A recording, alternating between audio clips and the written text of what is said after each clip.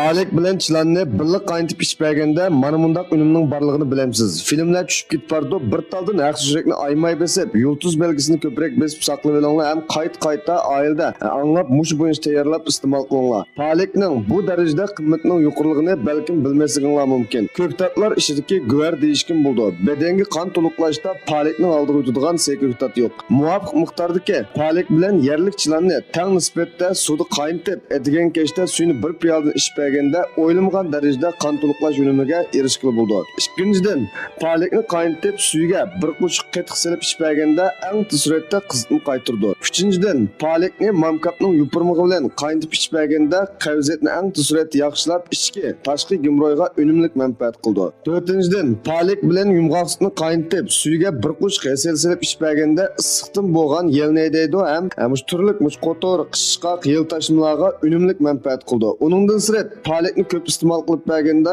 ko'zni ro'shanlashtirdi. Börekdagi zaharni deb börekning xizmatini favqulodda yaxshilaydi. Meni qo'shib olishni hargiz unutib qolmanglar.